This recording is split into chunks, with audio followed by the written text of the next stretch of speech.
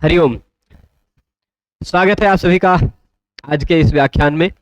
हम सभी लोग लघु सिद्धांत कौमुदी पढ़ रहे हैं और इसमें अजंत पुल्लिंग प्रकरण में आकारांत शब्दों की साधनिका देख रहे हैं। आकारांत शब्द कैसे सातों विभक्तियों में सभी रूप उसके बन जाते हैं। उस क्रम में हमने विश्वपा शब्द देखा, शंखध्मा शब्द देखा। विश्वपा और शंखध्मा ये दोनों शब्द एक साथ ही एक जैसे ही बनते हैं सभी विभक्तियों में, क्योंकि विश्वपा में भी अंतिम वर्ण आ है, शंखध्मा में भी अंतिम वर्ण आ है।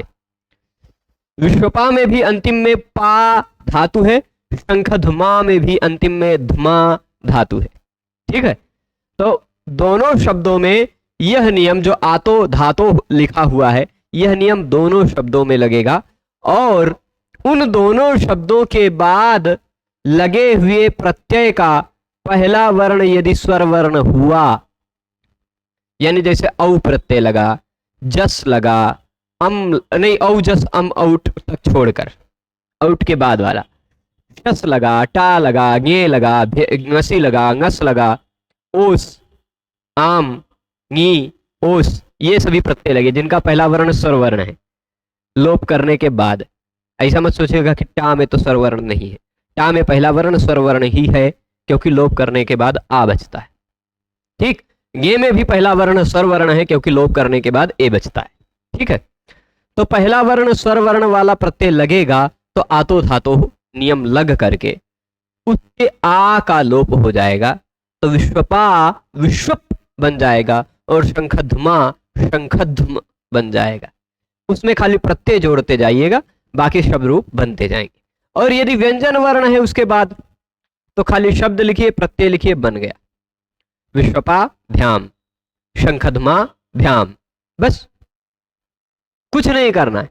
भ्यस प्रत्यय लगा है तो शंखध्मा भ्यस, स को रुत्व विसर्ग करना आप जानते हैं, शंखध्माभ्यः, विश्वपा भ्यस विश्वपाभ्यः, ऐसे शब्द रूप बनते जाएंगे। पर आकारांत शब्दों में सभी जगह आतो धातो लगे यह निश्चित नहीं है कि नहीं? सभी जगह आतो धातो यह नियम लगे आकारांत शब्दों में ऐसा निश्चित नहीं है। क्यों? क्योंकि ऐसे भी कुछ ऐसे आकारांत शब्द हैं जिसमें अंत में धातु नहीं दिखाई पड़ता। जैसे विश्वपा में अंत में पा धातु दिखाई पड़ गया, शंखध्मा में अंत में धमा धातु दिखाई पड़ गया। वैसे ही कुछ ऐसे भी शब्द हो सकते हैं जहां पर अंत में आ तो दिखाई पड़ रहा हो, शब्द पुल्लिंग हो पर वह धातु ना हो। जैसे उदाहरण दिया हा हा।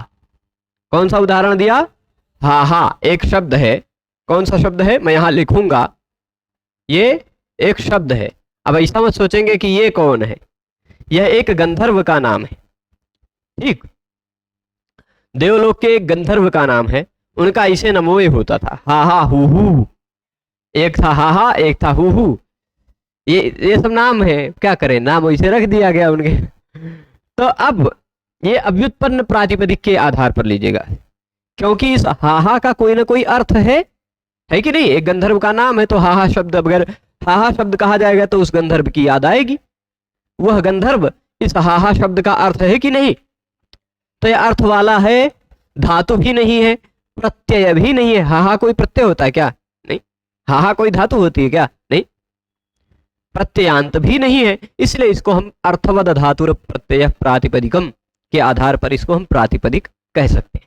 क्योंकि जो अर्थ वाला हो, जिसका कुछ अर्थ हो, इस हा हा का अर्थ है एक गंधर्व। भाई ऐसे एक सुंदर कोई गंधर्व है जिसका नाम हा हा है, तो उस हा हा शब्द का अर्थ वही होगा ना। तो जैसे भी इस वर्तमान में इस सभा में यहाँ इतने लोग बैठे हैं, इनमें से एक अरुण शब्द है, उसका अर्थ मैं हूं, ये व्यक्ति है ना। तो वैसे हा शब्द का भी कोई अर्थ है, वो हा नाम का गंधर्व अर्थ वाला है, धातु भी नहीं है, प्रत्यय भी नहीं है, प्रत्ययांत भी नहीं है, इसलिए अर्थवद धातुर प्रत्यय प्रातिपदिकम ने कहा कि यह एक प्रातिपदिक है। हा एक प्रातिपदिक है। यहाँ प्रातिपदिकार्थ के अधिकार में आए हुए सु औजस इत्यादि प्रत्यय इसके बाद लग सकते हैं। इस शब्द के बाद या हा शब्द के बाद कैसे प्रत्यय लगेंगे? तो वो लगेंगे जो प्रातिपदिक के बाद लग सकते हैं, ऐसे प्रत्यय लगेंगे, है ना। टिप तस्जी इत्यादि मत लगाइएगा, है ना। तिप्त झी इत्यादि प्रत्यय धातु के बाद लगते हैं, प्रातिपदिक के बाद नहीं। तो हाहा एक धातु नहीं है, इसलिए यहाँ पठति पठतः पठन्ति इत्यादि की तरह धातु वाला प्रत्यय नहीं लगेगा। यहाँ रामः रामौ रामाः, बालकः बालकौ बालकाः इत्यादि की तरह प्रत्यय लगेंगे। ठीक है, तो हाहा शब्द के बाद हम प्रत्यय लगाते जाते हैं सु औजस इत्यादि और रूप बनाते जाते हैं। हाहा शब्द है, यहां पर हमने ये प्रातिपदिकार्थ लिंग परिमाण वचन मात्रे प्रथमा इस सूत्र से प्रथमा विभक्ति की। प्रथमा विभक्ति की तो प्रथमा किसे कहा जाता है, क्या है प्रथमा?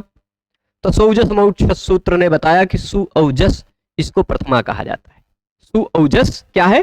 प्रथमा है। यानी हाहा शब्द के बाद अगर प्रातिपदिकार्थ कहना हो, लिंग कहना हो, परिमाण कहना हो या वचन कहना हो तो प्रथमा विभक्ति यानी सु औजस प्रत्यय लगा सकते हैं। ठीक है, पर हाहा नाम का कितने हाहा हैं? कितने हाहा हैं भाई? एक है ना। मान लीजिए 2-3 हाहा होते तब द्विवचन या बहुवचन लगाना पड़ता। एक हाहा है तो हमने मान लीजिए एक वचन प्रत्यय हाहा का लगाया, द्वेकयोर द्विवचनैक वचने, इसके आधार पर द्वेकयोर द्विवचनैक वचने। वो कहता 2 कहना हो तो द्विवचन लगाइए, 1 कहना हो तो एक वचन लगाइए। तो एक वचन का प्रत्यय हमने सु लगा दिया, हाहा सु। सु में जो उ है वह अनुनासिक है, अनुनासिक है ना।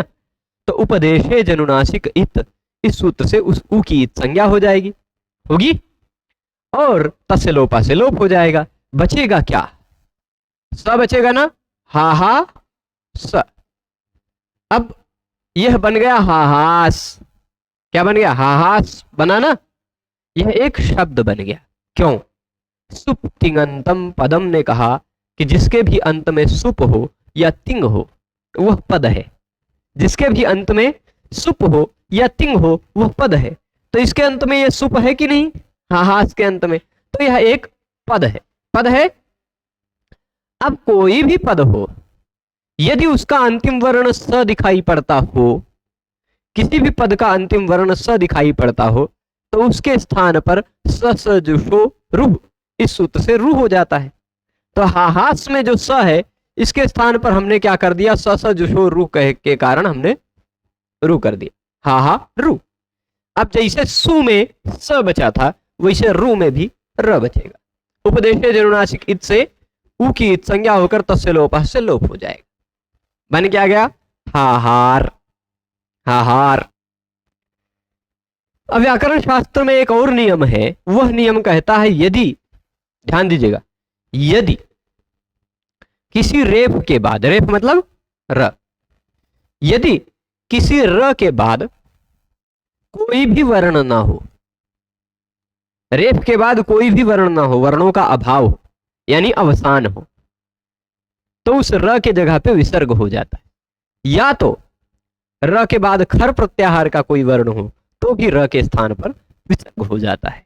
खर अवसाने और विसर्जनी। यहाँ उसने कहा तो देख लीजिए इस र के बाद कुछ वर्ण नहीं है, अवसान है, इस कारण खर अवसाने और विसर्जनी यहाँ से हमने इस र के स्थान पर विसर्ग कर दिया तो बन गया हाहा। बना? कोई दिक्कत नहीं ना?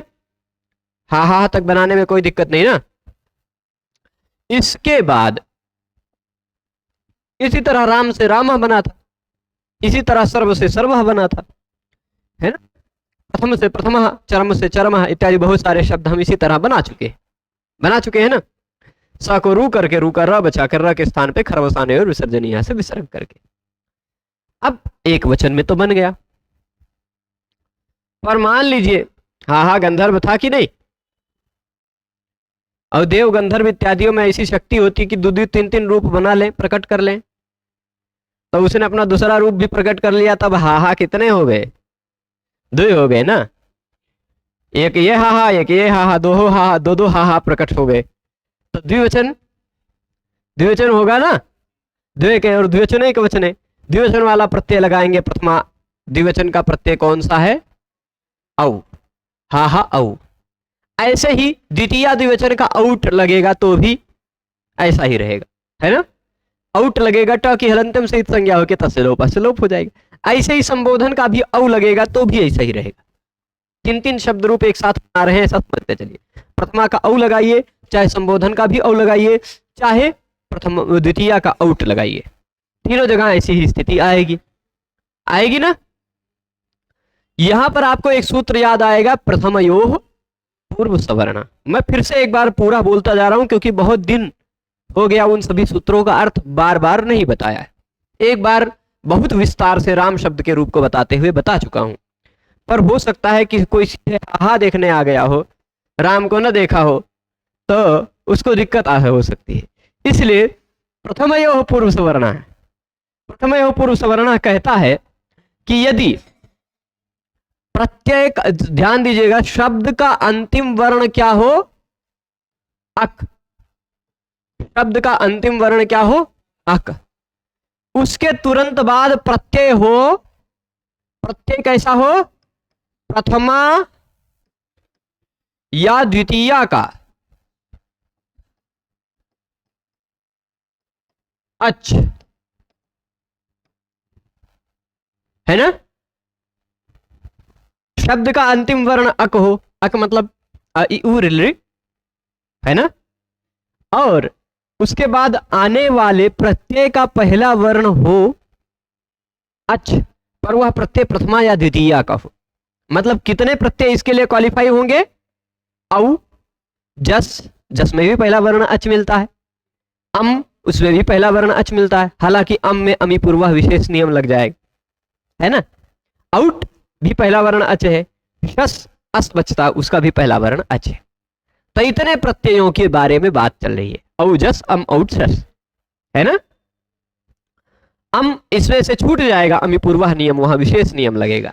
बाकी सब जगह औ जस औट शस ये चार प्रत्यय यदि लगे हुए हैं तो, और प्रत्यय शब्द का अंतिम वर्ण अक है तो पूर्व सवर्ण दीर्घ हो जाता है। क्या होता है, पूर्व सवर्ण दीर्घ होता है। सूत्र क्या है, प्रथमयोः पूर्व सवर्ण, है ना। तो अब देखिए, पूर्व वर्ण आ और औ में पूर्व वर्ण कौन सा है, आ। उसी वर्ण का सवर्ण दीर्घ हो जाए, ऐसा प्रथमयोः पूर्व सवर्ण ने कहा। जैसे मान लीजिए यदि हरि धन औ होता, ठीक, हरि धन औ होता, भी ये आएगा, आगे आएगा भी। तो ये रहा अक, शब्द का अंतिम वर्ण अक। उसके तुरंत बाद ये रहा प्रथमा द्वितीया का अच। तो पूर्व वर्ण जो है उसी का सवर्ण दीर्घ हो जाएगा। ये औ भी हटेगा, ये ई भी हटेगा, औ भी हटेगा और ई भी हटेगा। इसके स्थान पर पूर्व वर्ण जो है ना, पूर्व वर्ण क्या था, ई था, ई था ना, उसी को दीर्घ कर दीजिए, बन जाएगा हरि, हरि, हरि, हरया, ऐसा रूप बनाते हैं ना, है कि नहीं। तो यही प्रथमयोः पूर्व सवर्ण का काम है। तो इस आधार पर आ और औ में से आ ही दीर्घ होकर बचना चाहिए, है कि नहीं। हाँ हाँ, यही रूप बनना चाहिए यदि प्रथमयोः पूर्व सवर्ण हम लगाएं तो। पर तभी एक सूत्र आपको और याद आएगा जो हमने एक दो दिन पहले उसकी चर्चा की है। वह सूत्र है कौन सा, दीर्घाद जसी च, है ना। याद आया यह सूत्र। यह सूत्र कहता है, प्रथमयोः पूर्व सवर्ण के तुरंत बाद का सूत्र है ये, है ना। नादीची के बाद, प्रथमयोः पूर्व सवर्ण के बाद नादीची है, उसके बाद दीर्घाद जसी च, है ना। तो यह कहता है, नादीची यहां से न की अनुवृत्ति आती है, न जसी इची, यह कहता है दीर्घ हो, क्या हो, दीर्घ, शब्द का अंतिम वर्ण दीर्घ हो। यहां है कि नहीं है, शब्द का अंतिम वर्ण दीर्घ हो, उसके बाद जस प्रत्यय लगा हो तो भी, और कौन से प्रत्यय की बात कर रहा है, इच। फिर पूर्व वाले सूत्र में इच था, नात इची, नात इची, नादिची, है ना। तो दीर्घ के बाद जस हो या इच हो, दीर्घ के बाद जस हो या इच हो तो पूर्व सवर्ण दीर्घ नहीं होता, ठीक। ये रहा दीर्घ, उसके बाद जस तो नहीं है पर इच है, इच मतलब ई उ ऋ लृ ए ओ ऐ औ है, तो पूर्व सवर्ण दीर्घ नहीं हो पाएगा। जो प्रथमयोः पूर्व सवर्ण करना चाहता था वह नहीं हो पाएगा, और वो नहीं हो पाएगा तो वृद्धि रेचि आप नियम पढ़ चुके हैं विस्तार से, आ और औ के स्थान पर, पूर्व और पर के स्थान पर एक साथ आपने कर दी वृद्धि। वृद्धि किया तो हा हा औ बन गया हा हऊ, बना हा हऊ बन जाएगा। केवल ये औ आ जाएगा, आ और औ के स्थान पर औ हो जाएगा तो ये हा हऊ ऐसे बन जाएगा। ठीक, द्वि रूप बना, द्वि नहीं बना। आपने प्रथमा में भी सु लगाकर हा बना लिया, संबोधन में भी सु लगाकर हा बना लिया। ठीक, अब प्रथमा द्वितीया संबोधन तीनों जगह औ लगाकर आपने हा हऊ बना लिया, यानी 5 शब्द बन गए, है ना। प्रथमा और संबोधन में हा एक वचन में, प्रथमा द्वितीया संबोधन तीनों जगह पर हा हऊ द्विवचन में। आउट लगेगा या औ लगेगा, यही द्वि प्रत्यय लगेंगे। प्रथमा में भी आउट, द्वितीया में औ, प्रथमा और संबोधन में, है ना। प्रथमा और संबोधन में औ प्रत्यय लगता है। सु औजस ये प्रथमा में भी लगता है, सु औजस ये संबोधन में भी लगता है। ठीक है, तो ये प्रथमा संबोधन और द्वितीया में क्या क्या बन गया है हमने देख लिया। अब जरा श जस प्रत्यय लगाते हैं। कौन सा प्रत्यय? जस में से बचता क्या है? चुट्टू जी आएंगे, चुट्टू चवर्ग का यह है ज, इसकी संज्ञा होगी तो सिलोपा से लोप हो जाएगा, बचेगा अस, है ना। हुआ, समझे? कुछ पूछना है? संबोधन भी एक विभक्ति है। जब देखिए प्रथमा विभक्ति का प्रयोग तब हम करते हैं जब उसको कर्ता के रूप में या मुख्य के रूप में, प्रातिपदिकार्थ के रूप में बताते हैं। संबोधन का प्रयोग हम तब करते हैं जब हम उसको सामने से बुला रहे होते हैं। जैसे हम कहेंगे रूपेश, तो हम आपको बुला रहे हैं, ठीक है कि नहीं। तो इसमें भी कोई विभक्ति लगेगा, कोई प्रत्यय लगेगी। अगर दो दो बालक को हम बुला रहे हैं तो दोनों बालकऊ ऐसा ही बुलाएंगे। प्रथमा में भी बालकऊ, संबोधन में भी बालकऊ। ठीक है, संबोधन का मतलब होता है जब हम किसी को बुला रहे होते हैं तो जिस विभक्ति का प्रयोग करते हैं वो संबोधन विभक्ति है। ठीक, उसमें भी प्रथमा विभक्ति वाले ही सु औजस प्रत्यय लगते हैं। ठीक है, समझ गए। तो अब हा और जस की स्थिति में पहुंचे। हा और जस बचा, हा और अस बचा, चुटू से ज की संज्ञा और तस्य लोपा। यहां पर भी प्रथम पूर्व सवर्णा जी ने कहा कि ये रहा अक, ये रहा प्रथमा और द्वितीया का अच, तब पूर्व सवर्ण दीर्घ कर दो। पर तभी दीर्घा जसी च ने कहा कि दीर्घ के बाद जस हो या इच हो तो पूर्व सवर्ण दीर्घ नहीं होता, इसलिए पूर्व सवर्ण दीर्घ नहीं हुआ। पर भला अका सवर्ण दीर्घा को कौन रोकेगा। ये रहा अक, उसके तुरंत बाद रहा ये सवर्ण, तो अका सवर्ण दीर्घा से आ और अ में से दोनों को दीर्घ होकर हाहास बन गया। ठीक, अका सवर्ण दीर्घा से दीर्घ कर लेंगे ना, बन जाएगा क्या? हाहास। और स को ससुजसो रू से रू कीजिएगा, रू का र बचाइएगा, र को विसर्ग कर लीजिएगा। यहां भी संबोधन में भी प्रथमा बहुवचन में भी हाहा, संबोधन में भी हाहा बना। यहां तक पहुंच गए? ठीक, तो हाहा हाहू हाहा। ठीक, और संबोधन में भी हाहा हाहू हाहा। ठीक, ये 6 बने। ठीक, आगे चलते हैं। यदि हमने प्रत्यय लगाया अम, लगा तो हाहा धन अम, केवल एक ही नियम लगा, अमि पूर्व। अब पहले होना चाहिए अक, ध्यान दीजिएगा, पहले होना चाहिए अक, उसके तुरंत बाद प्रत्यय होना चाहिए अम। तो अम का अच होने पर पूर्व वाला स्वर वर्ण बचता है। पूर्व वाला स्वर वर्ण आ है तो आ बचेगा, ई है तो ई बचेगा, ऊ है तो ऊ बचेगा। भानुम, हरिम, गुरुम, अम का अ उसी में समिट जाएगा। ठीक, उसी में मिल जाएगा। तो अमी पूर्वा से इस आ और इस आ में से पूर्व वाला आ बच जाएगा, बन जाएगा हाहाम, बन जाएगा। और फिर आउट लगाने पर जो बनेगा वह हम देख चुके। अब आती है बारी असर्वनाम स्थान प्रत्ययों की। असर्वनाम यानी सु औजस अम आउट, ये 5 प्रत्यय जो थे वो सर्वनाम स्थान प्रत्यय थे सुडा नपुंसकस्य के आधार पर। नपुंसक लिंग से भिन्न में सु, औजस, अम, औठ ये 5 प्रत्यय सर्वनाम स्थान होते हैं। अब हम आगे सर्वनाम स्थान से भिन्न प्रत्यय यानी असर्वनाम स्थान प्रत्यय के विषय में। यहां भी बचा अस, है ना, बचा। यहां पर भी नियम लगना चाहा, कौन सा? पहले तो देखिएगा, यह स्वादिष्ट सर्वनाम स्थाने कहेगा कि इससे पूर्व में आने वाले हाहा की पद संज्ञा हो जाए। पर यचिब हमने कहा कि प्रत्यय का पहला वर्ण य हो अथवा अच हो, और प्रत्यय सर्वनाम स्थान प्रत्यय यानी सु, औजस, अम, औठ से भिन्न हो। सु, औजस, अम, औठ इनसे भिन्न प्रत्यय हो, पहला वर्ण स्वर वर्ण हो या य हो, तो उससे पूर्व में आने वाले की भ संज्ञा हो जाती है, यचिब हम, भ संज्ञा हो गई। और यदि भ संज्ञक का अंतिम में धातु दिखाई पड़ता हो तो आतो धातु लगता है।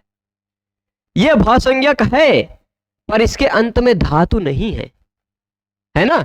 इसीलिए यहां प्रश्न पूछा गया, धातोः किम, भाई आतो धातोः सूत्र में धातोः क्यों कहा गया?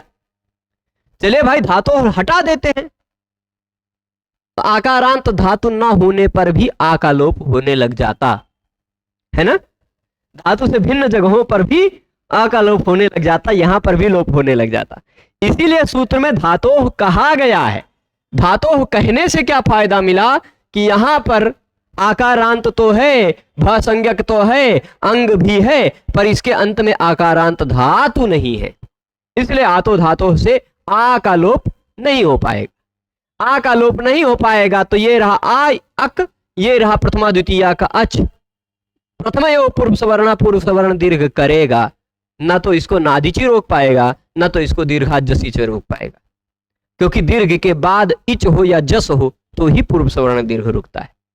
यहां ना तो इच है ना तो जस है, यहां शस प्रत्यय लगा है, तो प्रथम एवं पूर्व सवर्ण लग जाएगा, दीर्घाजसीचा या नादिची उसको रोक नहीं पाएंगे। तो प्रथम एवं पूर्व सवर्ण से पूर्व सवर्ण दीर्घ होने के बाद हाहा और अस में से यहां भी बच जाएगा हाहास। ठीक, अब पूर्व सवर्ण दीर्घ हुआ हो और उसके बाद शस का स दिखाई पड़ता हो और वह शब्द पुल्लिंग हो, 3 बातें, पूर्व सवर्ण दीर्घ हुआ हो, प्रत्यय शस का उसके उस पूर्व सवर्ण दीर्घ के बाद शस का स दिखाई पड़ता हो, और वह पुल्लिंग शब्द का हो, तो उस शस के स के स्थान पर न हो जाता है तस्मात् छसो न पुंसी, बन गया हाहान। यह बनाना, ये देख लीजिए, धातु किम, उत्तर क्या दिया गया कि यदि हम सूत्र में धातु न कहते तो हाहान न बन पाता, हाहान न बन पाता। जैसे विश्वपा शब्द का विश्वपह बन गया था, वैसे हाहा शब्द का हाहा बन जाता है ना। विश्वपाह, विश्वपौ, विश्वपाह, यहां तक समान बना, हाहा, हाहु, हाहा, विश्वपाम, हाहाम, विश्वपौ, हाहु, लेकिन वहां धातु होने के कारण आतो धातु लग गया था, विश्वपह हो गया था, आ का लोप हो गया था। यहां ये धातु नहीं है, इसलिए आतो धातु नहीं लग पाएगा और आ का लोप नहीं हो पाएगा, तो प्रथम एवं पूर्व सवर्ण लगकर दीर्घ होकर हाहान बनेगा। तस्मात् छसो न पुंसी से सस के स के स्थान पर न होकर। ठीक, यदि धातु न कहते तो यहां भी हाहा रूप बनता। ठीक है, अब इसी तरह आगे रूप भी बना लीजिएगा। ठीक, हाहा शब्द का आ, हाहाभ्याम, हाहा भी। ठीक, फिर उसके बाद हाहाई, हाहा और आई वृद्धि रेचि से वृद्धि होकर हाहाई बनेगा ना, देख लीजिएगा, हाहाई, हाहाभ्याम, क्या लगेगा? हाहाई में क्या होगा, हाहा है उसके बाद गे प्रत्यय है, या तो कहे तो हम पूरा बना डालेंगे, हमारे पास समय है, बना डालेंगे, कोई दिक्कत नहीं। चले, हाहा के बाद 1 मिनट, जल्दी जल्दी जोड़ते जाते हैं। है हाहा, इसके बाद प्रत्यय लगा टा, द्वितीय तक देख चुके हैं, टा प्रत्यय लगा, बचा उसमें आ, बस कुछ नहीं करना, आ का सवर्ण दीर्घ से दीर्घ कर डालो। ठीक, बन गया हाहा, जो शब्द हुआ था वही रह गया। ठीक, इसके बाद टा के बाद भ्याम लगाइए, भ्याम लगाएंगे, हाहा के बाद भ्याम लगाइए, कुछ नहीं, कोई नहीं, नियम नहीं लगाना, हाहा भ्याम बन गया हाहा भ्याम। हाहा के बाद भीष लगाइए, ठीक है, भीष लगाएं, ये रहा भीष, हाहा भीष। सुप्तिगंतम पदम से पद है, पद का अंतिम वर्ण स है, स को रू से रू कीजिएगा, रू का र बचाकर उसके स्थान पर विसर्ग कर दीजिएगा, बन जाएगा हाहा भी, बन जाएगा। फिर हाहा के बाद हमने गे प्रत्यय लगाया, गे में से लक्षक को तद्धिते से ङ की संज्ञा होने के बाद बचता है ए, ठीक, हाहा ए है कि नहीं, बचता है। अब इसमें ए के स्थान पर ये रहा आ, ये रहा ए, वृद्धि रेचि से आ और ए के स्थान पर वृद्धि होकर, आ और ए के स्थान पर वृद्धि होकर आई हो जाएगा, बन जाएगा हा हाई, बन जाएगा।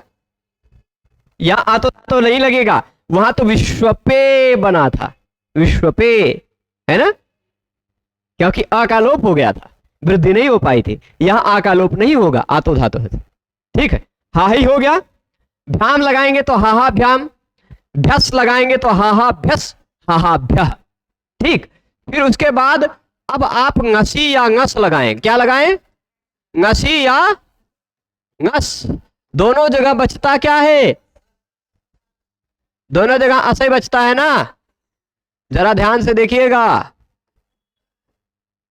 यहां आप हाहा में आ और ngसी ngस का अस, इन दोनों आ और आ में से प्रथम पूर्व सवर्णा नहीं, प्रथम पूर्व सवर्णा नहीं लगेगा, वो प्रथमा द्वितीय विभक्ति में लगता है। आकाश वर्ण दीर्घा से दीर्घ करके हाहास बना ले, सा को रुत्व विसर्ग कर लीजिए, बन जाएगा हाहा। अब आप हाहा शब्द में हाहा को याद रखिएगा, कितने जगह बन रहा है, कितने जगह बन रहा है, और वचन में हाहा हाहा हाहा, प्रथमा और में बहुवचन में भी हाहा हाहा है ना, और फिर उसके बाद पंचमी षष्ठी एक वचन में भी हाहा हाहा, 6 जगह आपको हाहा मिला, यानी 24 जगह में से 6 जगह तो हाहा है कि नहीं, 6 है कि औरों का ही है, 6 ही है ना। तो संबोधन में 2 जगह, प्रथमा में 2 जगह और पंचमी षष्ठी में जहां भी, ठीक। तो अब इसके बाद पंचमी में आप भ्याम भ्यस लगाएंगे तो हाहा भ्याम हाहा भ्य, फिर षष्ठी का ngस लगाकर हाहा बना चुके हैं, षष्ठी का ओस लगाते हैं, क्या लगाते हैं, ठीक है, ओसी, ओसीच नहीं लगेगा, नहीं लगेगा ना, क्योंकि ओसीच अ के स्थान पर, ह्रस्व अ के स्थान पर ए करता है, यहां तो ह्रस्व अ है नहीं, तो आ और ओ के स्थान पर वृद्धि होकर, आ और औ के स्थान पर वृद्धि होकर वृद्धि रेचि से ये हाउस, हाउस हुआ, और स को रुत्व विसर्ग कर लीजिएगा, बन जाएगा हाउ, हाउ बना, ठीक है। इसके बाद ओस के बाद आम लगाइए, क्या लगाएं, अब आप बताइए क्या लगाएंगे, हाहा के बाद आम। यहां जैसे राम के बाद आम लगाया था या सर्व के बाद आम लगाया था तो कुछ नियम लग गया था, राम के बाद आम लगाने पर ह्रस्व नद्यापो नुट लग गया था, सर्व के बाद आम लगाने पर आमी सर्वनामना सुट लग गया था। यहां ना तो ह्रस्व नद्यापो नुट लग पाएगा, ना तो आमी सर्वनामना सुट लग पाएगा। क्यों, क्योंकि ह्रस्व नद्यापो नुट तब लगता है यदि शब्द का अंतिम वर्ण ह्रस्व हो तो, या तो शब्द का अंतिम वर्ण ई हो और शब्द स्त्रीलिंग हो, या तो शब्द का अंतिम वर्ण आ हो पर वह शब्द स्त्रीलिंग हो। यहां शब्द का अंतिम वर्ण आ तो है पर शब्द पुल्लिंग है कि नहीं, तो ह्रस्व नद्यापो नुट नहीं लग पाएगा, और आमी सर्वनामना सुट भी नहीं लग पाएगा। क्यों, क्योंकि आमी सर्वनामना सुट तब लगता है जब शब्द सर्वनाम हो, हाहा तो सर्वनाम है नहीं, हाहा तो एक गंधर्व का नाम है कि नहीं, ये तो ना तो आमी सर्वनामना सुट से सुट आगम हो पाएगा, ना तो ह्रस्व नद्यापो नुट से नुट आगम हो पाएगा, तो सीधे हाहा और आम वही से बचा रह गया।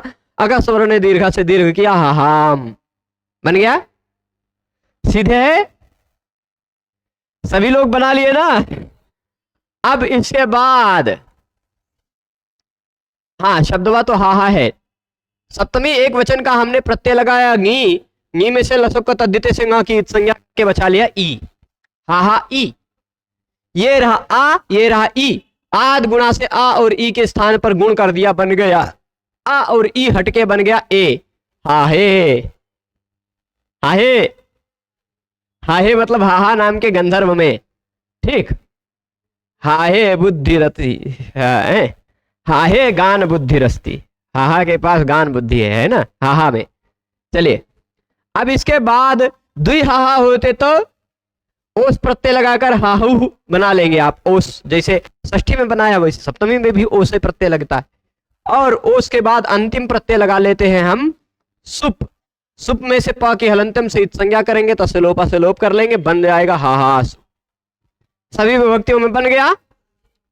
अब आ जाते हैं हम आकारांत शब्द भी सभी समाप्त। देखिए आकारांत शब्द जो थे ना, आकारांत जो शब्द थे उसमें हमने राम वाली वैरायटी के कुछ शब्द देखे, कुछ सर्व वाली वैरायटी के देखे और कुछ उनसे भी भिन्न प्रकार के देखे, विकल्प वाले, है ना। आकारांत शब्दों में दो ही प्रकार के हमको शब्द पुल्लिंग में दिखाई पड़े। एक तो विश्वपा जैसे शंखध्मा इत्यादि जिनके अंत में धातु हो, ऐसे शब्द दिखाई पड़े। एक ऐसे शब्द दिखाई पड़े जिनके अंत में धातु ना हो, हाहा जैसे, ठीक, पुल्लिंग। फिर इसके बाद अब आ जाते हैं हम तीसरे प्रकार के शब्दों में, मतलब इकारांत शब्दों में, ऐसे शब्द जिनके अंत में ई दिखाई पड़ता है। ऐसे शब्द भी 3-4 वैरायटी मिलेंगे आपको, 3 तो मिलवे करेगा, है ना। कुछ मिलेगा हरि, ये तो भगवान है। कुछ मिलेगा सखी, सखी मतलब मित्र, और कुछ मिलेगा पति, है ना। यहां पर आपको हरि शब्द को समझने के लिए घी इत्यादि समझना पड़ेगा। अब जो वैसे घी खाने को न मिलता हो तो कोई दिक्कत नहीं है, हम व्याकरण वाला घी आप सबको खूब पर्याप्त मात्रा में देंगे। किसे घी कहा जाता है वो आपको बढ़िया से समझाएंगे, ठीक है। तो चलिए आ जाते हैं हरि शब्द पर। हरि शब्द को ले लिया हमने, ठीक। इसके बाद प्रथमा एक वचन का सु प्रत्यय लगाया, लगेगा। सभी विभक्तियों में हरि शब्द को भी सिद्ध कर लेंगे तभी यह कक्षा प्रयास करेंगे कि खत्म हो। उससे पहले जितना समझना हो, लेकिन कुछ ज्यादा ही नियम आने लग जाएंगे तो देख लिया जाएगा। बाकी प्रयास करेंगे कि ये खत्म कर दें हरि शब्द को, भगवान हरि की आराधना हो जाए, है ना, सभी विभक्तियों में। तो हरि के बाद सु प्रत्यय लगाया तो सु, वैसे हरि शब्द एक ऐसा शब्द है जिसके अर्थ अनेक हैं, है ना। सु में से बचता है स के जगह पे हो जाता है रू में से बचता है र के स्थान पर खरवस आने और विसर्जन यहां से विसर्ग होकर इस तरह वाला बन जाता है। जैसे राम का राम, सर्व का सर्व, हा का हा, बस वैसे ही हरि का हरि ही बन जाएगा इस तरह वाला। किसी को कोई दिक्कत नहीं ना। अब हरि शब्द के बाद जब मान लीजिए दुई हरि हैं तो हमने औ प्रत्यय लगाया। हरि शब्द के कई अर्थ हैं, जैसे हम कह सकते हैं यहां भी हरि बैठे हैं, द्वितीय हरि हो सकते हैं बैठे हो सकता है एक आठ मेढक हो, एक आठ कुछ और जानवर हो, उन सबको भी हरि कहा जाता है। हरि शब्द के अनेक अर्थ, है ना। कई श्लोक मिला था, यमा नीलेन्द्र चंद्रार्क विष्णु सिंहाम सुवाजिषु अहि ना कपि भेकेशु हरि ना कपिलेत्रिषु।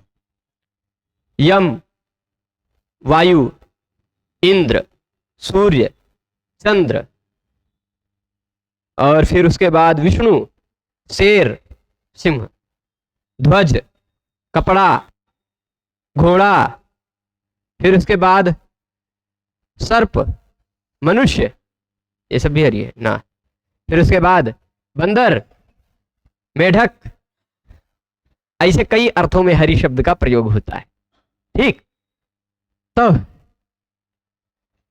ये इस शब्द का निर्धारण, ऐसे जिस शब्द के अनेक अर्थ हैं उन शब्दों के कौन से अर्थ में यहां पर प्रयोग किया गया वो निर्धारण संयोगो विप्रयोगश्च साहचर्यम विरोधिता अर्थ प्रकरणम लिंगम इत्यादि बहुत सारे साधन बताए गए हैं, जहां से आपको पता चल जाता है कि एक शब्द के अनेक अर्थ होने पर उस शब्द का इस वाक्य में कौन सा अर्थ है ना। जैसे अगर कह दिया चक्रो हरि, शंख चक्र के साथ हरि मेढक नहीं आ सकता, घोड़ा वोड़ा नहीं आ सकता है, तो यानी वो हरि शब्द का मतलब विष्णु भगवान है ना। और ऐसे ही मधु शब्द भी है, के कई अर्थ हैं। मधु, मधु का मतलब कोयल भी होता है, नहीं कोयल नहीं, मधु का मतलब वसंत भी होता है, चैत्र महीना भी होता है, मधु का मतलब शहद भी होता है, मधु का नाम का एक दानव भी है ना। मधु का मतलब मदिरा भी होता है ना। तब कौन से वाक्य में मधु शब्द का कौन सा अर्थ रहेगा, यह तो उसके आसपास के माहौल पर निर्धारित करेगा, है ना। पिबंती मधु षट्पदाः, अगर कहा गया भंवरे मधु पी रहे हैं तो उसका मतलब मधु शहद हो गया, है ना। और मधुना मत्तः पिकः कहा गया तो मधु का मतलब शराब नहीं हो सकता। मधु से कोयल मत्त हो गया। अब भाई मधु पीकर कोई आदमी मत्त हुआ होता तो हम समझ लेते कि मधु का मतलब शराब है, पर मधु के कारण कोयल मत्त हो गया तो पिक मत्त हो गया, तो मधु का मतलब वसंत ऋतु ही लिया जाएगा, क्योंकि वसंत ऋतु के आ जाने पर पिक मत्त हो जाता है और कुहू कुहू करने लग जाता है। ठीक, तो ऐसे शब्द के आसपास कौन सा शब्द प्रयोग किया गया है उसके आधार पर शब्द का अर्थ निर्धारित किया जाता है। ठीक है, तो जैसे एक श्लोक मुझे याद आता है, नलचंपू के छठे उच्छ्वास में है, पर्वत भेदि पवित्रम जैत्रम नरगस नरकस्य भूमतंग हनम हरिमेव हरिमेव हरिमेव वहति पयः पश्यत पयोष्णी। तीन तीन बार हरिमेव हरिमेव हरिमेव कहा, और तीनों बार हरिमेव का अर्थ अलग है। तीनों हरिमेव का तीन अलग विशेषणों से संबंध किया गया। पहला हरि कौन है? पर्वत भेदि पवित्र श्लेष है। श्लेष के माध्यम से उन्होंने गंगा जी की स्तुति भी की है, और श्लेष के माध्यम से ही उन्होंने वो बाकी हरि की भी याद किया है। तो पर्वत भेदी, पर्वत का भेदन करके जो पवित्र धारा बहती है उसकी बात कर रहे हैं, पर्वत भेदी पवित्रम। अथवा पर्वत का भेदन करने वाले, पर्वत भेदी, पर्वत के पंखों का पुरा कृतयुगे राजन पर्वता पक्षिणो भवन तेपि जगमुर्दिशः सर्वाः गरुड़ा इव वेगिनः। ऐसा सुंदरकांड में वर्णन के आधार पर सभी पर्वत पक्षी हुआ करते थे। उनके पंखों को काटा था, मैनाक ने बताया है ना, उनके पंखों को काटा था इंद्र ने। तो इसलिए पर्वत भेदी, पर्वत का भेदन करने वाले पवि, पवि कहते हैं वज्र को, है ना। वज्र के कई नाम हैं, दंभोली, अशनी, पवि है। क्या है, कौन सा श्लोक है? कुलिशम भिदुरम पवि, अमरकोश में ऐसे मिलता है। कुलिश भी कहते हैं, भिदुर भी कहते हैं, पवि भी कहते हैं। तो पर्वत भेदी पवित्रम, पर्वत के भेदन करने वाले पवि को जो धारण करते हैं वो पर्वत भेदी पवित्र हरि है। कौन? इंद्र। यहां हरि का मतलब इंद्र हो गया। और जैत्रम नरकस्य, नरकासुर को जीतने वाले हरि। और जैत्रम नरकस्य, गंगा जी के तरफ अर्थ लेंगे तो नरक गंगा जी। पयः, जैत्रम पयः का विशेषण लेंगे, जल का विशेषण लेंगे तो नरकस्य जैत्रम, गंगा जी का पय है जो नरक से जीत जाता है कि नहीं। और नरक से जीतने वाले हरि कौन है? तो नरक से जीतने वाले हरि नरकासुर का वध करने वाले भगवान श्री कृष्ण, है ना। और बहुमतं गहनम, बहुमतं गहनम, दो दो भंग करेंगे। बहुमतम मतलब जो बहुमत है। अब बहुमत मतलब वो जो वोट वोट पे बहुमत होता है वो वाला नहीं। बहुमतम, बहुत लोगों के द्वारा जो मत है, सम्मानित है। और गहन है, गहन धारा वाले, है ना। पयः, जल, वो गंगा जी का जल तो बहुमत है ही, सब लोगों के द्वारा मत है, और गहन भी है जल। तो बहुमतम गहनम ऐसा भी लिया।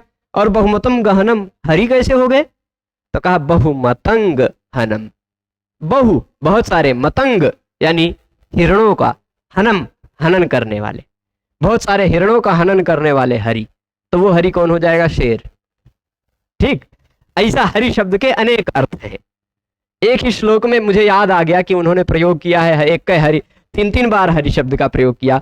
पर्वत भेदी पवित्रम जैत्रम नरकस्य बहुमतंग हनम हरिमिव हरिमिव हरिमिव वहति पयः पश्यत पयोष्णी।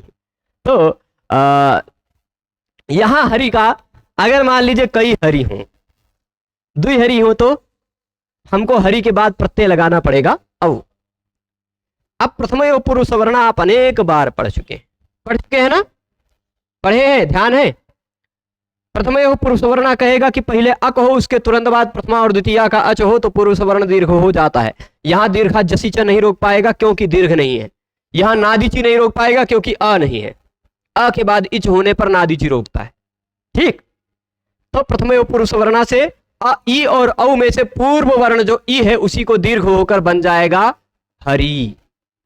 ठीक हो गया, हरि हरि, ये दो बना लिया हमने। अब इसके बाद हरि शब्द के बाद मान लीजिए प्रत्यय लगा हुआ है जस, जस में से बचा हुआ है। ठीक, तो हमें सूत्र समझना पड़ेगा जसीच। कौन? ये रहा जसीच। इस सूत्र को संदर्भ सहित निकाल कर देख लेंगे। 7-3-108 इससे पहले सूत्र मिलेगा ह्रस्व से गुणा मिलेगा, देख लीजिए। इसी से पहले ह्रस्वस्य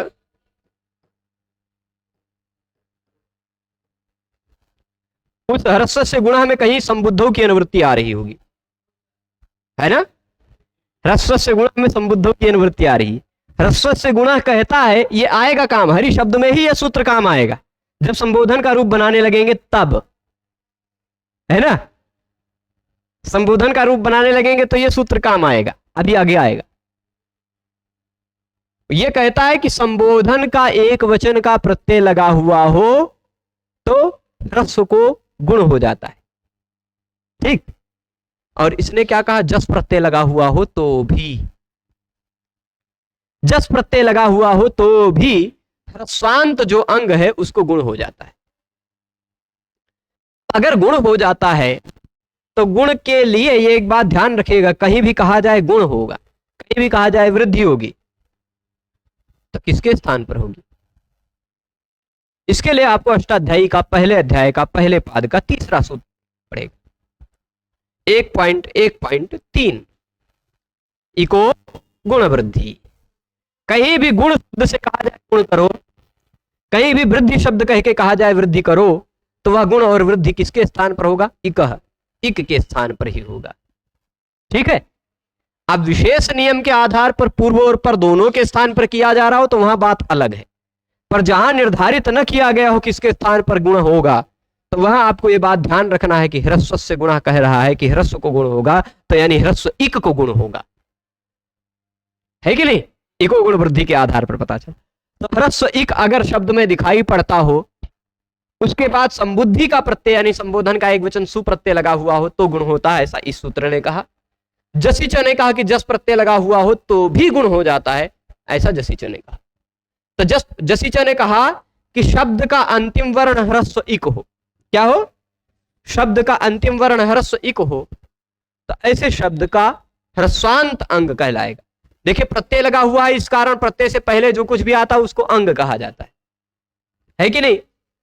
उसका अंतिम वर्ण ह्रस्व है कि नहीं, तो ह्रस्वांत अंग है उसको गुण हो जाएगा। पर ह्रस्वांत अंग रहस्य क्या है, उसका अंतिम वर्ण इक होना चाहिए तो गुण हो जाएगा। अब हरि को हमने गुण कर दिया, गुण किया, क्या कर दिया, ठीक है, हरे अस हो जाएगा, कोई दिक्कत नहीं ना।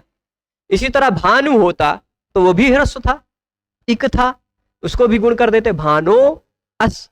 ई को गुण हुआ तो ए हो गया, उ को गुण होता तो ओ होता, गुरु होता तो गुरो अस, है ना, गुण हो जाता। अब यहां पर आपको एक नियम याद आएगा संधि का जो आप पढ़ चुके हैं, एचो यवायावा। ये रहा एच, अंत में दिखाई पड़ रहा ए, है ना, हरे ए हो गया है, उसके तुरंत बाद अच दिखाई पड़ रहा है, तो एचो यवायावा से ये ए हट जाएगा, उस ए के जगह पे आ जाएगा अय। अय आए, रा आधा हुआ, उसमें अय का अ जुड़ जाएगा तो र पूरा भी हो जाएगा और य आ जाएगा, हरय अस, है ना, हरय अस। यहां तक पहुंच जाएंगे, जोड़ने पर बन जाएगा हरयस, है ना। ये अ और ये या में जुड़ जाएगा तो यह पूरा हो जाएगा ना। देखिए हर आय था और अस था, आय का आ जुड़कर ये य पूरा हो गया, र पूरा हो गया हर, और य और अस का आ जुड़कर यस हो गया। क्या हो गया? यह भी पूरा हो गया, हरा यस। स को ससजुसो रू से रू करके उसका विसर्ग कर दीजिएगा, बन जाएगा हरा यह। ऐसा वाला बन गया। प्रथमा बन गए सभी ना, प्रथमा विभक्ति के सभी रूप बने ना। जसी च याद रखेंगे आप, जस प्रत्यय लगा हुआ हो तो उससे पहले आने वाले ह्रस्व को गुण हो जाता है, यह इसका मतलब है। जस प्रत्यय अंत में हो, जस प्रत्यय लगा हुआ हो तो उससे पहले आने वाले इक को गुण होता है। ठीक, अब इसके बाद अगला सूत्र देखेंगे, ह्रस्व से गुणा, जो अभी हमने आपको समझाया। उसमें आप देखिए संबुद्धौ च से संबुद्धौ की अनुवृत्ति आती है। ठीक, तो चलिए, हमने हरि के बाद संबोधन का एक वचन का सु प्रत्यय लगाया है। संबोधन में भी सु प्रत्यय रहता है एक वचन में। सु में से बचा स, सु में से क्या बचा? अब पहला प्रथमा विभक्ति वाला सु लगाया था तो अलग बात थी, संबोधन वाला सु लगाया तो अलग बात। क्यों, क्या अलग बात? संबोधन का एक वचन जो सु है ना, वह सामान्य सु नहीं है, उसको केवल सु नहीं कहा जाता, उसको संबुद्धि भी कहा जाता है। एक वचनम संबुद्धि, संबोधन में जो लगी हुई प्रथमा विभक्ति है उसका एक वचन संबुद्धि है, तो यानी ये संबुद्धि भी है। सुप्रत्यय तो है ही, इसको संबुद्धि भी कहा जाता है व्याकरण शास्त्र में। संबोधन का एक वचन संबुद्धि है। तो ह्रस्व से गुणः कहता है कि यदि संबुद्धि से पहले संबुद्धों की अनुवृत्ति आ रही, संबोधन संबुद्धों में कौन सी विभक्ति लगी हुई है? सप्तमी, है ना, सप्तमी। संबुद्धौ यानी संबोधन से पहले, सप्तमी जिसे जहां पर लगा हुआ उससे पूर्व की बात चल रही है, तो संबुद्धि से पूर्व में आने वाले ह्रस्व को गुण हो जाता है। संबुद्धि से पूर्व में आने वाले ह्रस्व को गुण हो जाता है, तो ई को गुण कर दिया हमने, बना दिया हरे स। ठीक, हरे स संबोधन में। अब राम शब्द को पढ़ते समय आपने एक नियम पढ़ा था, एंग ह्रस्वात् संबुद्धे, एंग ह्रस्वात् संबुद्धे। वह नियम कहता है शब्द का अंतिम वर्ण यदि एंग दिखाई पड़ रहा हो, क्या दिखाई पड़ रहा हो?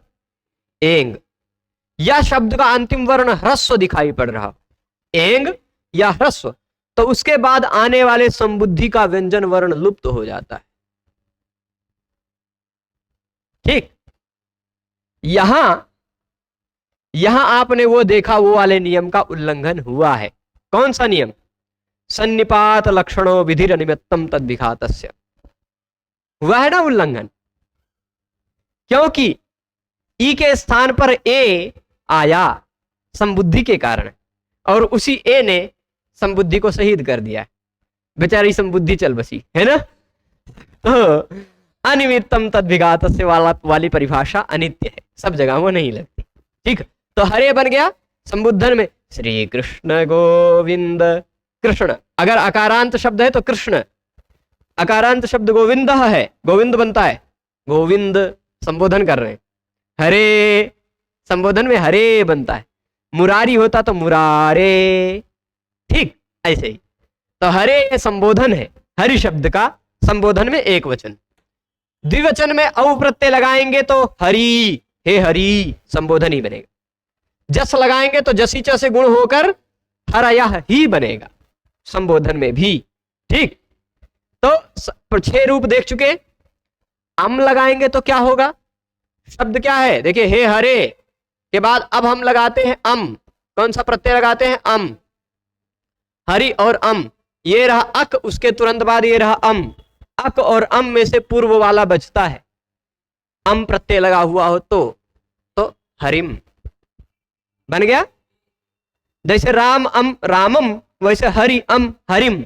इको यणाची जी लगना चाह रहे थे, इको यणाची जी लगना चाह रहे थे, ई के स्थान पर यह करना चाह रहे थे, लेकिन अमी पूर्वा ने कहा कि यदि अक के बाद अम प्रत्यय लगा हुआ हो, शब्द का अंतिम वर्ण अक हो, उसके बाद प्रत्यय का पहला वर्ण अम हो, तो पूर्व वाला बचता है, यानी अक बचता है।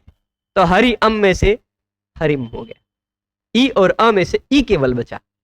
ठीक है, हरिम हो गया। समझे है कि नहीं? नहीं समझे हैं, कोई बात नहीं। देखिए भाई, आप राम अम देखिए मैं इसको समझाने के लिए, अमी पूर्वा को समझाने के लिए ये पूरा इंटरफेस बदल देता हूं, क्योंकि ये 20 बार लगा चुके हैं आप, फिर भी अभी तक नहीं पचा हुआ है। तो देख लीजिए, मैं 3 शर्त एक साथ लगाता हूं। राम अम, ठीक, फिर उसके बाद हरि अम, उसके बाद भानु अम, ठीक, उसके बाद एक चीज और लगा लेते हैं, ठीक, यहां ले लीजिएगा नदी अम, ठीक। अमी पूर्व नियम कहता क्या है, देखिएगा, अमी पूर्व नियम कहता है पहले होना चाहिए अक, उसके तुरंत बाद होना चाहिए अम का अच। क्या होना चाहिए? अम का अच, यानी अम प्रत्यय का, ठीक। पहले हो अक, उसके तुरंत बाद अम का अच हो, तो इन दोनों की संधि में इन दोनों के स्थान पर पूर्व वाला बचता है, ठीक। तो अब राम और अम में ये रहा अक, ये रहा अम, इन दोनों में से पूर्व वाला बचा रामम। हरि और अम है, ये रहा अक, ये रहा अम, इन दोनों की संधि में पूर्व वाला बचा हरिम, ठीक। भानु और अम है, ये रहा अक, ये रहा अम का अच, तो इन दोनों में से पूर्व वाला बचा, बन गया भानुम, ठीक। नदी और अम है, ये रहा अक, ये रहा अम, इनमें से पूर्व वाला बचा नदीम, ठीक है। यही काम है अमी पूर्व। कई बार बताया है, लेकिन आप उस क्लास में नहीं आए थे। मैं एक बार जब जो विषय समझा देता हूं तो फिर बार बार बताने पे फिर बोरिंग सा लगने लग जाता है, इसलिए मैं समझता हूं कि सब समझे हुए हैं तो आगे चलता रहता हूं। चलिए फिर से हम आ जाते हैं यहां पर। अब देखिएगा, हरिम बन गया, द्वितीया का मान लीजिए हमने आउट प्रत्यय लगाया, कौन सा लगाया? बार बार काहे लगाए? हरि आउट, बचेगा औ, प्रथमा और द्वितीया का अच है कि नहीं? अक है, उसके तुरंत बाद प्रथमा और द्वितीया का अच है, प्रथमयो पूर्व सवर्णा से पूर्व वर्ण को दीर्घ कर दिया, बन गया यहां भी हरि, बन गया। ये देख लीजिए, हरिम के बाद यहां लिखा है हरि, ठीक। अब फिर इसके बाद हमने हरि के बाद कौन सा प्रत्यय की बारी आई? शस। शस में से बचता क्या है? लशक को तद्धिते श की संज्ञा होकर तस्य लोपा से लोप होकर अस बचता है, हरि अस। एक और आना चीज यहां आन करना चाह रहे थे, हरियस बनाना चाह रहे थे, तभी प्रथमयो पूर्व सवर्णा लग गया। कहा कि पहले होना चाहिए अक, उसके बाद प्रथमा द्वितीया का अच, तो पूर्व और पर में से पूर्व वाला बचता है, लेकिन दीर्घ होकर बचता है। तो ई और अ में से पूर्व वाला तो बचेगा, पर दीर्घ होकर बचेगा, बन जाएगा ये हरीश, हो गया। पूर्व सवर्ण दीर्घ हुआ हो, उसके तुरंत बाद शस का स दिखाई पड़ रहा हो, तो उस पुल्लिंग शब्द हो, 3 बात, पूर्व सवर्ण दीर्घ हुआ हो, उसके बाद शस का स दिखाई पड़ रहा हो, और शब्द पुल्लिंग वाला हो, तो शस के स के स्थान पर न हो जाया करता है, तस्मात् छसो न पुंसी, हो गया हरीन। यहां न के स्थान पर अटकुपानुम व्यवाय भी न के स्थान पर न करना चाह रहे थे, लेकिन पदांत से सूत्र उसको रोक लेगा, कहेगा कि पद के अंत में अगर न दिखाई पड़ रहा हो तो उसके स्थान पर न नहीं हो पाता, ठीक। पद का अंतिम वर्ण न दिखाई पड़ रहा हो तो उसके स्थान पर अणा नहीं हो पाता, इसलिए रामायण में, रामाणाम में अणा हो गया, पर रामान में नहीं हुआ, ठीक। रामान में न कोण नहीं हुआ, क्यों? क्योंकि रामान में न अंतिम वर्ण है, रामायण में अंतिम वर्ण है, न नहीं। रामाणाम में भी न अंतिम वर्ण नहीं है, ठीक। जहां अंतिम वर्ण आ जाएगा वहां पर न नहीं हो पाएगा। अब इसके बाद जो आया वो समझने वाली बात है, शेषो घ्य सखी। चलिए, घी चालू हुआ है, यहां घी नहीं दिखाई पड़ रहा होगा, पर मैं इसको तोड़ कर लिखूंगा ना, घी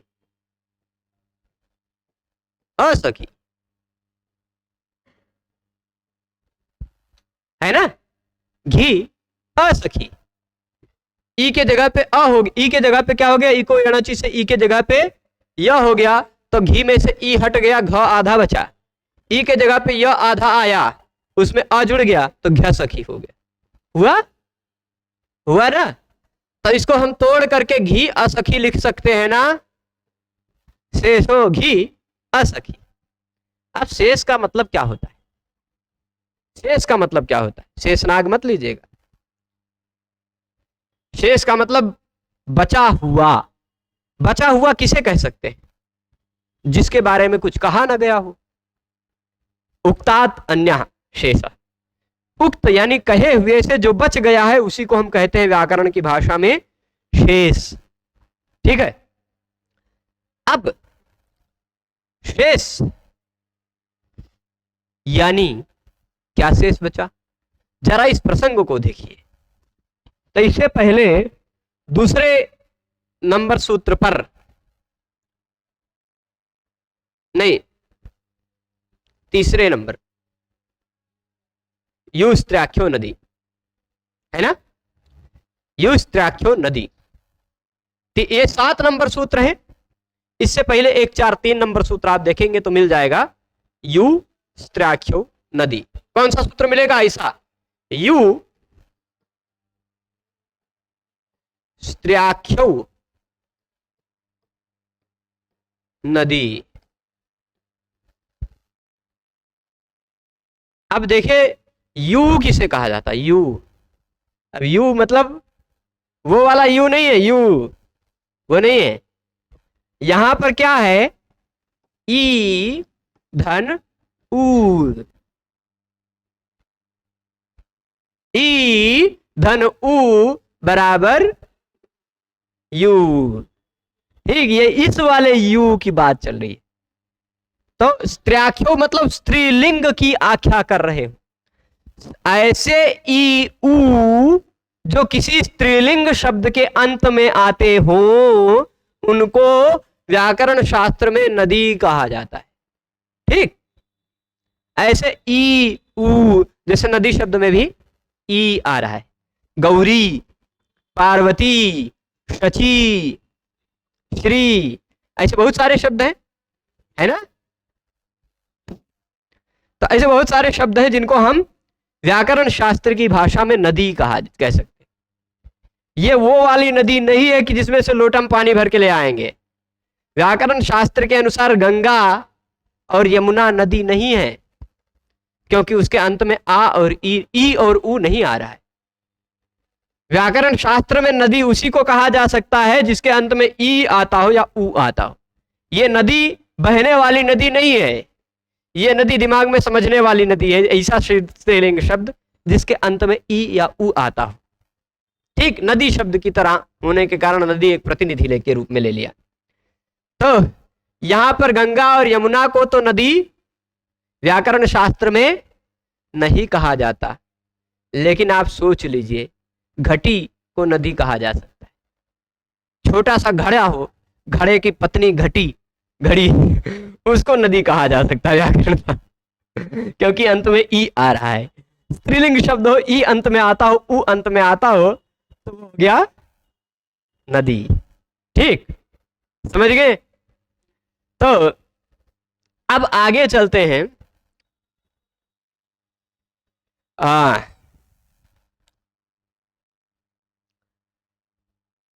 अब देखिएगा, शेषो घ्यसखी इसी प्रसंग में आया है। यह कहता है नदी संज्ञा के वर्णन में जो शेष रह गया उस ई ऊ की घी संज्ञा होगी। अब यहां बड़ी ई बड़ी ऊ की बात कर दी है ना, यहां स्त्रीलिंग की बात कर दी, तो ह्रस्व ई ह्रस्व ऊ की बात शेष में बच गई, है ना। शेष मतलब ह्रस्व ई और ह्रस्व ऊ, और ये केवल स्त्रीलिंग की बात कर रहे हैं। शेष मतलब बाकी कोनो भी लिंग हो, स्त्रीलिंग भी हो तो भी चलेगा, ई ऊ है तो शेष का मतलब क्या हो गया? ई या ऊ, है कि नहीं। ई या ऊ यदि किसी भी लिंग के शब्द के अंत में आते हो, ठीक, ई ऊ किसी भी लिंग के शब्द के अंत में आते हो तो उनको हम घी कह सकते हैं। क्या कह सकते हैं? घी कह सकते हैं, लेकिन सखी शब्द नहीं। सखी शब्द से छोड़कर असखी, शेषो घी असखी। शेष शब्दों की घी संज्ञा हो सकती है, पर सखी शब्द को छोड़कर, यानी सखी शब्द की घी संज्ञा नहीं होगी। सखी का मतलब, सखी का मतलब क्या होता है? मित्र। वैसे मैं घी संज्ञा जब पढ़ाता हूं व्याकरण शास्त्र में भी, आप जानते हैं कि यूजीसी नेट जेआरएफ इत्यादि के पाठ्यक्रम में घी संज्ञा है 6ठी इकाई में। तो वहां पढ़ाते समय मैं थोड़ा सा एक हास बोलता हूं, हंसाने के लिए, खाली विषय को बुद्धि में स्थिर करने के लिए, कि आप घी संज्ञा का प्रसंग निकाल लेंगे अष्टाध्यायी में तो आपको 2 चीजें नोटिस करने को मिलेंगी। वो 2 चीजें क्या है? आप शेषो घ्यसखी के बाद वाला सूत्र देखिए, पति समास एव। अगला सूत्र मिला ना? मिला कि नहीं? तो इकारांत उकारांत शब्द की, इकारांत उकारांत शब्द की 3 तरह की वैरायटी मिलेगी। एक तो इकारांत उकारांत शब्द, यहां मैं ई उ अंत वाले शब्द, पहली वैरायटी कोई भी शब्द हो। उसमें से दूसरी वैरायटी एक और ले लीजिए, सखी शब्द। कौन सा शब्द? ये इन्हीं में से आता है, इन्हीं में से, लेकिन इसको बेचारे को बहिष्कृत कर दिया गया। इसको घी, इसकी घी संज्ञा नहीं हुई। और तीसरा एक वैरायटी मिला, कौन सा? पति, है ना? ये तीसरे प्रकार का हो गया, पति समास एव। सूत्र क्या कहता है? पति शब्द यदि समास में आ रहा है तो ही उसकी घी संज्ञा होगी, समास में नहीं आ रहा है तो उसकी घी संज्ञा नहीं हो। यानी भूपति है, महीपति है, सीतापति है ना? ऐसा कहीं पति आ रहा है समास में होकर, तब तो घी संज्ञा हो जाएगी, पर खाली खाल पति है तो घी संज्ञा नहीं हो। और घी संज्ञा होने और ना होने से क्या फर्क पड़ता है भाई? घी न पिलाओ तो क्या होगा? घी पिलाने से थोड़ा मोटा हो जाता है, नहीं पिलाने से वैसे रह जाता है। तो पति बेचारा चतुर्थी में पत्ये, पंचमी में पत्युहु, लेकिन अगर घी हो जाता तो भूपतये, वैसे बनता है पत्ये, लेकिन अगर समास में आ गया तो भूपतये, भूपत्ये नहीं बना। ठीक, अगर घी संज्ञा नहीं हुई तो पत्युहु करता रह गया, लेकिन जब समास में आ गया तो भूपते, भूपते ऐसा बनेगा। ठीक, घी संज्ञा होने से क्या काम होता है वो समझेंगे हम, पर घी संज्ञा होती क्या है इसको बताने के लिए मैं थोड़ा सा हास बता देता हूं, एक की हमेशा के लिए याद रहेगा। कभी खाली याद रखने के लिए ऐसा बात मत समझिएगा। किसी के घर में गृहिणी है, मतलब धर्मपत्नी है ना, और घर में घी हुई है, खाना बना हुआ है। अब व्याकरण की घी से लौकिक घी को जोड़िएगा। ठीक, घर में खाना बना हुआ है, कई लोग आए हुए हैं खाने, और उसी में पत्नी का कोई दोस्त सहेली वहेली कोई आई होगी, ऐ तू का घी खाबो, तुमको क्या, तो सखी को घी नहीं मिलेगा, बाकी लोगों को घी मिल जाएगा, है ना। तो खास दोस्त वोस्त आया होगा, तुम क्या खाओगे यार, तुम तो रोजे रोज खाने आ जाते है ना, तो उसको घी नहीं मिलेगा, है कि नहीं। और पति भी बेचारा अकेले होगा तो उसको घी नहीं खिलाएंगे, घी महंगा है ना। लेकिन अगर कहीं पति समास में आया, मतलब 3-4 लोगों के साथ बैठ के खा रहा है, तब तो उसको खिलाएंगे। समास में है तब उसको घी मिलेगा, समास के बिना अगर अकेले आया बेचारा पति तो उसको घी नहीं मिले। अब इस बात से आप समझ लीजिएगा कि सभी ई उ अंत में आने वाले शब्दों की कौन सी संज्ञा होगी? घी संज्ञा। ठीक, इसकी घी संज्ञा, इसकी घी संज्ञा होगी नहीं। सखी शब्द कवनों केतनों गिड़गिड़ा ले, उसको घी नहीं मिलेगा। ठीक, इसकी घी संज्ञा नहीं होगी। और इसकी समास में आने पर घी संज्ञा, वैसे अकेले है तो इसको घी नहीं मिलेगी, है ना। समास में घी संज्ञा, ये अंतर समझ गए। इकारांत वाले शब्द 3 वैरायटी के मिले, बाकी ई उ अंत वाले शब्द आपको हरि शब्द की तरह रूप चलते हुए दिखाई पड़ेंगे, लेकिन सखी शब्द है जो हरि शब्द से अलग तरह का रूप इसका दिखाई पड़ेगा। और पति शब्द ऐसा है कि इसकी समास में आने पर ही घी संज्ञा होती है, तो जब घी संज्ञा होगी तो हरि की तरह इसका रूप चलेगा, जब घी संज्ञा नहीं होगी तो वो थोड़ा अलग ही तरह का रूप चलेगा, है कि नहीं? बात समझ गए? तो 3 तरह के शब्द आपको इकारांत उकारांत में मिलेंगे। उन 3 तरह के शब्दों में से हम पहले प्रकार के शब्द हरि को देख रहे हैं। हरि शब्द की घी संज्ञा होती है, ऐसा किस सूत्र ने कहा? शेषो घ सखी। यह देख लीजिए, शेष का मतलब होता क्या है? शेष का मतलब क्या होता है?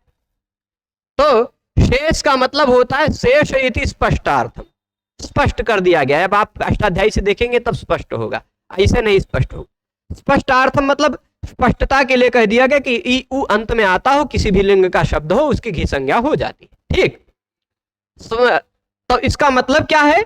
स्पष्टार्थम कह दिया, स्पष्टता के लिए शेष कह दिया गया है। तो मतलब क्या हुआ इस सूत्र का? ह्रस्वौ यौ ईदुतौ। इसको तोड़िएगा।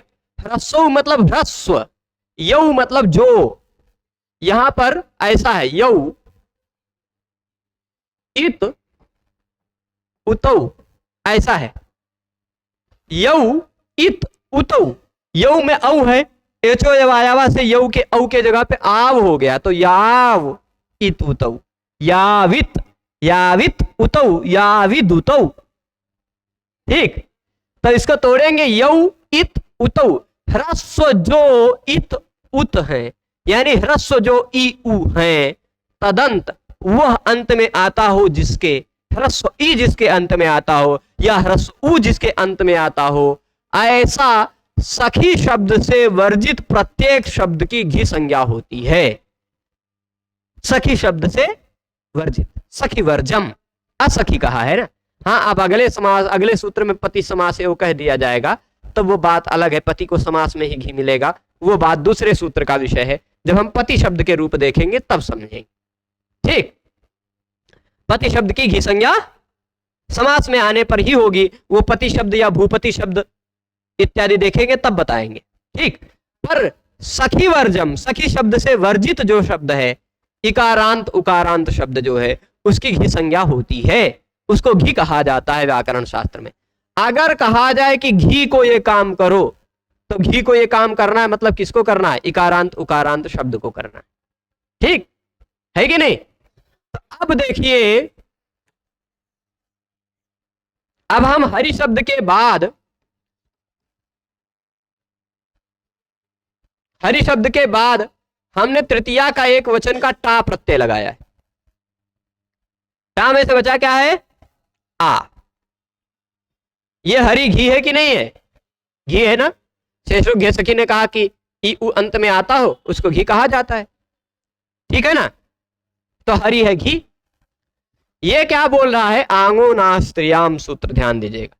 यह कहता है, आंगो नास्त्रियाम का प्रसंग देख लीजिए, 7-3-120। ठीक, से उससे पहले आपको 7-3-119 पर अच्छ घे दिखाई पड़ेगा। ये देख लीजिए, ये रहा, यहां लिखा भी है अच्छ घे, 7-3-119 है ना, यानी ये 119 है, इसी के तुरंत बाद ये 120 सूत्र है। तो यहां पर नियम में घे दिखाई पड़ रहा होगा। क्या दिखाई पड़ रहा होगा? घे, है ना। तो आंगो ना अस्त्रियाम घेह, घेह में लगा हुआ है पंचमी विभक्ति। कौन सी विभक्ति लगी है घेह में? पंचमी लगी है। ठीक, पंचमी लगी है ना। घेह, भाई हरि का हरेह बनेगा, आगे बताएंगे। ठीक, तो घेह यानी घी के बाद, घी के बाद आने वाले, ध्यान दीजिएगा, घी के बाद आने वाले आंग के स्थान पर ना हो जाता है। आंग ना, घी के बाद आने वाले आंग के स्थान पर ना हो जाता है, पर अस्त्रियाम, स्त्रीलिंग शब्द ना हो तो तीन चार बातें कह रहे हैं। पहली बात ध्यान दीजिएगा, इस सूत्र में जितने शर्त हैं खाली घेह शब्द की अनुवृत्ति मान लीजिए तो ठीक। तो पहली बात की आंग होना चाहिए। आंग किसको कहते हैं? तो यहां लिखा है आंगिति टा संज्ञा, टा को आंग कहा गया है। यहां इस सूत्र में आंग किसको कहा गया है? टा को। तो आंग का मतलब क्या है? टा प्रत्यय होना चाहिए, ठीक, टा प्रत्यय होना चाहिए, पर वह टा प्रत्यय घी के बाद होना चाहिए। यह घी के बाद है कि नहीं, है ना? और वह घी स्त्रीलिंग वाला ना हो, अस्त्री हो, अस्त्रियाम, स्त्रीलिंग से भिन्न कोई शब्द हो। तो हरि शब्द स्त्रीलिंग है क्या? नहीं। तो देखिए, ये रहा टा, ये रहा घी संज्ञक शब्द और स्त्रीलिंग से भिन्न शब्द, है ना? यदि मान लीजिए यही रुचि शब्द होता, स्त्रीलिंग है, शक्ति शब्द होता, स्त्रीलिंग है, तो वहां पर टा के जगह पे ना नहीं हो पाता, क्योंकि स्त्री को आप ना नहीं कह सकते, उसको हाँ कहना पड़ता है। तो स्त्रीलिंग से भिन्न लिंग में आप ना कर सकते हैं। ना अस्त्रियाम, पाणिनि जी ने भी ये ध्यान देके कई जगह आरक्षण दिया है स्त्रीलिंग, है ना? तो अस्त्रियाम यानी स्त्रीलिंग से भिन्न लिंग में, स्त्रीलिंग से भिन्न लिंग में आने वाले आंग यानी टा के स्थान पर ना हो जाता है। क्या हो जाता है? तो ये देख लीजिए, ये रहा स्त्रीलिंग से भिन्न शब्द है, घीलिंग, घी शब्द है, उसके बाद आ रहा है आंग, उसके जगह पे हमने कर दिया ना, हरि ना, ठीक। अटकुपांगनुम विवाहे पी सूत्र से ना के जगह पे हो जाएगा अणा, हरिणा। यदि यही कवि होता तो कवि ना, भानु होता तो भानु ना, गुरु होता तो गुरु ना, कहीं ना कहीं ना। यदि शब्द में र दिखाई पड़ रहा है या श दिखाई पड़ रहा है तो आपको णा दिखाई पड़ेगा। यदि शब्द में आपको र और श नहीं दिखाई पड़ रहे हैं तो आपको ना दिखाई पड़ेगा, ठीक। र और श के कारण ना के जगह पे णा हो जाता है अटकुपांगनुम विवाहे पी सूत्र से। ये र के भी बाद और न से पहले ई है, वह अट है ना? र और न के बीच में आ रहा है जो ई, वह अट है, तो अटकुपांगनुम विवाहे पी नियम लग जाएगा, ठीक है। अटकुपांगनुम विवाहे पी जानते हैं नियम? बताया था मैंने कि पहले होना चाहिए र या तो श, उसके बाद होना चाहिए था न, तो न के जगह पे हो जाता है णा। पर यहां देखिए, ये रहा र, ये रहा ना, पर र के तुरंत बाद ना थोड़े ना आ रहा है, र के बाद ई है तब ना है, तो रसाभ्याम नोणा समान पद नहीं लग पाएगा, तो लगेगा नियम अट कुपांग नुम व्यवाये पी। यह कहता र और श के बाद और न से पहले अट हो, कवर्ग हो, पवर्ग हो, आंग हो या नुम हो तो भी ना कोणा हो जाता है ना? तो ये रहा र, उसके बाद ये रहा ई अट में आ जाता है, उसके बाद न है तो ना की जगह पे ना हो सकता है, ठीक, बन जाएगा हरिणा, ठीक। अटकुपांगनुम विवाहे पी नियम लग जाएगा ना। अब इसके बाद आप, हम तृतीया विभक्ति तक ही देखते हैं कि पूरा सप्तमी तक बता जाएं, हाँ, खाली तृतीया पूरा कर देते हैं, है ना? हरिटा है, हरि के बाद हमने लगाया प्रत्यय कौन सा? भ्याम, बन गया क्या? हरिभ्याम। मां में हलंत्यम हलंत्यम नहीं लगेगा क्योंकि न विभक्तौ तस्मा, ठीक, हरिभ्याम बन गया। इसके बाद भीष लगाया हमने, अच्छा सुपीछा नहीं लगेगा, ऐसा मत सोचिएगा कि राम के बाद भ्याम लगाया तो राम और भ्याम में रामाभ्याम हो गया, आ को दीर्घ कर दिया, वैसे हरि धन भ्याम में हरि भ्याम हम कर डाले, ई को दीर्घ कर डाले, नहीं, क्योंकि सुपिचा तब लगता है जब शब्द का अंतिम वर्ण अ हो, तब सुप यदि सुप प्रत्यय परे हो, उसके बाद पहला शब्द का अंतिम वर्ण अ हो तो ही लगता है ना? शब्द का अंतिम वर्ण ई होने पर नहीं लगता है ना? ह्रस्व अकारांत होना चाहिए, ह्रस्व ये तो इकारांत है, इसलिए हरिधन भ्याम, हरिभ्याम, गुरुभ्याम, कविभ्याम, भानुभ्याम, ऐसे सब करते रहिएगा, ठीक है। अब इसके बाद हमने प्रत्यय लगाया कौन सा? भिस, हरिभिस, बहुवचन झल्लेत भी नहीं लगेगा, अतो भिस ऐस भी नहीं लगेगा, क्यों? क्योंकि अकारांत शब्द के बाद आने वाले भिस के स्थान पे ऐस होता था, ह्रस्व अ हो शब्द का अंतिम वर्ण, उसके बाद भिस आ रहा हो तो ऐस होता है। जैसे सर्वई ही बनाया, रामई ही बनाया, वैसे यहाँ नहीं लगेगा, क्योंकि शब्द का अंतिम वर्ण अ नहीं है, इसलिए अथो भिस ऐस नहीं लगेगा। शब्द क्या लगा, भिस का भिस बचा रहेगा, सा को सस जिसो रू से रू किया, रू का खरवसाने और विसर्जनिया से रा का विसर्ग कर दिया, तो बन गया हरि भी, गुरु भी, कवि भी, भानु भी इत्यादि बना लेंगे। अब हरि शब्द के बाद चतुर्थी विभक्ति का हम जब प्रत्यय लगाएंगे, कौन सा प्रत्यय लगाएंगे, गे, तो क्या बनेगा, वह सब कुछ गुरु, गे, कवि, गे इत्यादि लगाने पर क्या बनेगा, वो सब कुछ हम अग्रिम व्याख्यान में देखेंगे। ठीक है, तो अब बहुत सिंपल है। इसके बाद देखिए, केवल आपको दो सूत्र समझना है, दो, घेर ङिति ङसिङसोच और अच घे, तीन सूत्र समझना है, बाकी हरि शब्द खत्म हो जाएगा। तीन सूत्र समझते ही, यानी हरि शब्द के किसी भी रूप में अब आपको नया केवल तीन नियम लगाना है। एक घेर ङिति, ये लगेगा 4 जगह पर, कहां कहां, 4 जगह पर नहीं लग पाएगा, 3 जगह पर लग पाएगा।